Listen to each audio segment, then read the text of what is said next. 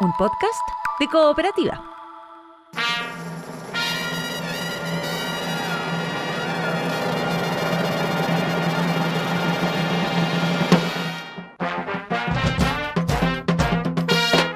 Hola, esto es Salud por la Historia, un podcast que reúne las conversaciones que hemos tenido durante ya varios años con el dramaturgo Andrés Kalavsky. Diálogos sobre los pequeños y grandes momentos que forman nuestra historia. Hablamos de música, de inventos, de creaciones y decisiones que cambiaron nuestra vida, de aventuras y descubrimientos, de heroínas, héroes y villanías. Este es un podcast para entender cómo llegamos hasta aquí y suena como un brindis. Salud por la Historia.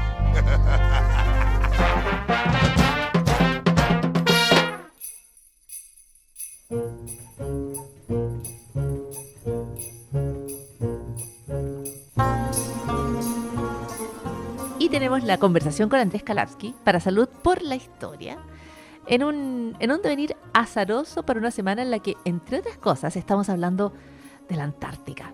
Andrés Kalavsky, ¿cómo estás en ese paisaje frío, ajeno? En ese desierto helado, que cómo invita a la exageración poética la Antártida. Sí, claro, es que no se queda corta. Te puedo decir que he estado en Punta Arenas en un museo que se llama Nao Victoria. Ya. Porque Nao Victoria es el tipo de embarcación con el que Hernando de Magallanes da la vuelta al mundo, o parte de la vuelta al mundo, porque no la puedo terminar, tú sabes. Claro. Pero el navío sí, y aquí hay una réplica en Punta Arenas de este navío, que no es un galeón, ni es una goleta, es un nao, el Nao Victoria.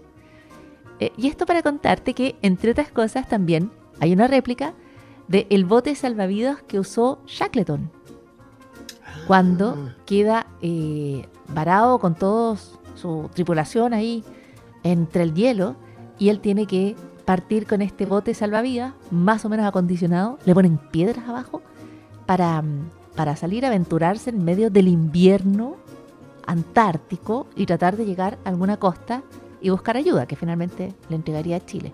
Pero lo que te quería contar es que la descripción que hay en el museo de cómo naufraga Shackleton o el Endurance es extraordinaria.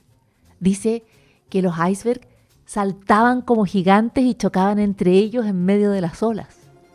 Que Shackleton vio las como gigantescas masas de agua cubiertas de hielo. Es como una lucha de gigantes, pero gigantes de hielo. Es como Es yo como la nunca me canción. imaginé los icebergs ni los témpanos, fíjate. Escuché una vez un relato que decía que si uno quería llegar tenía que ir con Amundsen, pero si uno quería estar bien cuidado tenía que ir con Shackleton, Ah, muy porque buen uno punto. sabía Y que sobre le iba todo a dar todo para proteger. claro, es que lo dio todo. Pero Sí. Amundsen lo preparó todo. Claro, Y es el que, primer- bueno, a lo mejor uno podría preguntarle a la gente, ¿usted es más bien Shackleton o es más bien Amundsen? La gente siempre me podría decir, yo soy más bien Scott. Estás hablando de los grandes exploradores de la época heroica de la Antártica. Amundsen, que lo prepara todo, lo organiza todo y llega así, sin decir aguabá, al Polo Sur.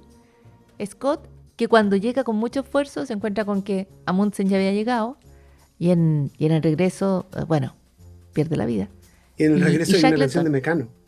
exactamente. Y Shackleton, que es el que parte con el Endurance, naufraga, deja a su tripulación allí y le dice algo que yo, tripulación, no habría creído. Voy a volver. Sí, voy a volver con ayuda. Es como la confianza que hay que tenerle a Shackleton, como voy y vuelvo, voy a comprar cigarro y vuelvo. Voy y vuelvo. Y vuelve. Y vuelve. Y Es vuelve. impactante. Pero eso era para hablar de cómo se presta para la metáfora el territorio antártico, ¿no es cierto? Porque todo nos parece como gigantesco, gélido, Es que monumental. es todo bien intenso, entiendo. Yo nunca he estado, pero hasta donde he podido leer y mirar documentales y qué sé yo, es todo más grande que uno. Es más grande que tu problema.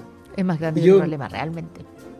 yo quería hablar de un pedacito de la operación Autarquía que tuvo una colita en la costa de la Antártida. Ok. La operación Autarquía fue el intento de Alemania en los años 30 de decir, ¿saben qué? No tenemos que depender más de las importaciones. Tenemos un problema, tenemos un desbalance económico y dependemos mucho de las cosas que importamos. dependemos del trigo de Ucrania, ¿sí? Dependemos en fin, de distintas cosas. Entonces, necesitamos ser autosuficientes. Y una de las cosas que necesitaban para ser autosuficientes era más margarina. Okay, Porque la margarina que se había inventado en la época napoleónica no había prendido en Francia, no prendió, digamos. Pero prendió en Alemania y era barata y era la forma en la cual la gente consumía calorías. La grasa es muy importante. Cuando la gente piensa con eso que hay que sacar la grasa del Estado, la gente es gente muy reciente, gente que no valora bien la grasa. La grasa es muy necesaria. Y una de las formas en las que la gente consumía grasa era a través de la margarina. Y la margarina alemana era margarina fabricada sobre todo en Inglaterra y sobre todo con grasa de ballena cazada por noruegos. en las aguas de la Antártica. En las aguas de la Antártida. Entonces, perdón, en algún momento, en los años 30, dicen, no, necesitamos ser autosuficientes. Entonces lo que tenemos que hacer, mira, lo que tú tenés que hacer como chiste, es ir a reclamar territorio antártico ahí donde están cazando los noruegos, para que de esa manera nosotros podamos decir, ¿sabéis qué? Esta caza de ballenas es legalmente nuestra. Y entonces se arma a fines del 1938 una expedición que manda un barco, y sobre el barco ponen 2 hidroaviones que le piden prestado en un préstamo, digamos, no tan negociado con Lufthansa, que los van a catapultar desde el barco para hacer reconocimiento aéreo y reclamar y dejar caer como unas flechas gigantes de aluminio y reclamar la zona. Y desembarcar idealmente y reclamar la zona. Y parten a fines de 1900. Esta es una Alemania que va camino al nacionalismo extremo, al totalitarismo, va camino Esto ya es el gobierno al nazi. despeñadero, claro. Esto ya es el gobierno nazi, entonces se están preparando para... Lo que quieren es ser autosuficientes primero porque desconfían de todo y creen que todos los demás son enemigos. Pero además porque se están preparando para la guerra. Entonces quieren tener todo reservado, listo para poder ser autosuficiente para cuando llegue la guerra. Imagínate que tú te peleas con Gran Bretaña y Gran Bretaña te deja de exportar la margarina que le pones al pan. Ok. Entonces, arman esta expedición, parten a fines de 1938 y logran llegar en el 19 de enero de 1939, logran llegar a una parte de la costa antártida, que es la parte de la Reina Maud. Y logran hacer un vuelo porque, entre otras cosas, descubren que los aviones no están suficientemente bien equipados. No logran desembarcar, solo logran hacer reconocimiento aéreo una vez.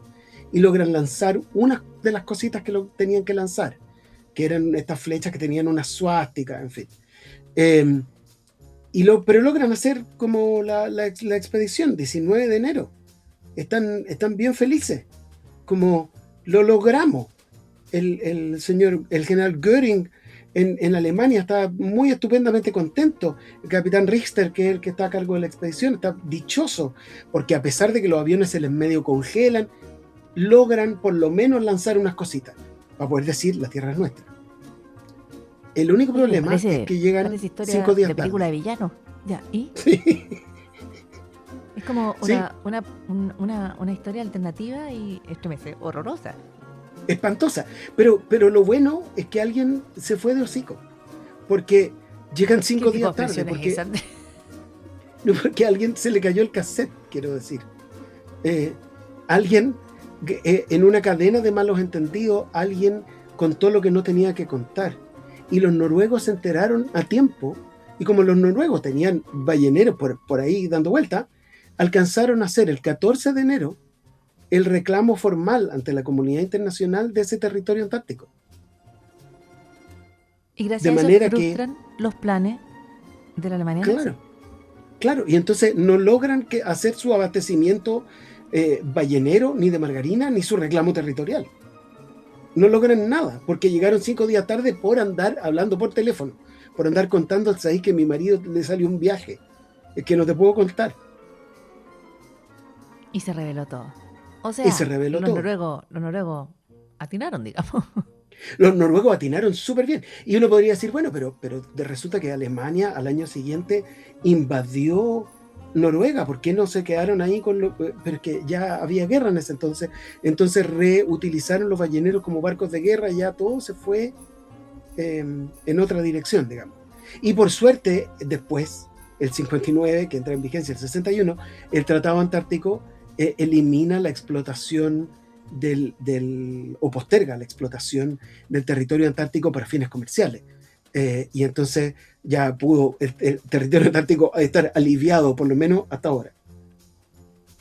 Mira, qué historia, lo que podría haber ocurrido y los giros sorprendentes de cómo la Antártica termina siendo, a propósito de ese tratado, a propósito de esas conversaciones, un territorio todavía para la ciencia y para la paz, pero podría haber sido distinto.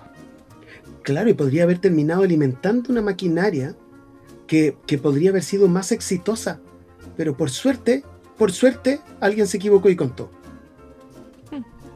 Y así es la historia. Nos salvamos ¿por qué? ¿Qué te digo yo? Por una casualidad, por un accidente, pero nos salvamos. A veces nos vamos salvando. El otro día vi un señor coreano en un reality que decía, me gustaría sobrevivir, pero quizás no sea este el día para eso. Bueno, ojalá siempre sea el día para aquello. Este es un fracaso que trajo un éxito, al menos hasta ahora, en términos de una Antártica que se libra y que queda dedicada a la paz. Bueno, otra cosa es la actividad que siguieron haciendo los balleneros y cómo... Bueno, claro, pero en fin, todavía no logramos convencer a los noruegos de que no es tan buena idea. Así es. Andrés Kalavsky, una historia de un fracaso muy particular, un fracaso medio oculto en la historia del mundo y en la historia antártica. Y lo has contado una vez más y lo vas a contar siempre en el podcast de Salud por la Historia. Hasta la próxima. Ya, pues, chaito.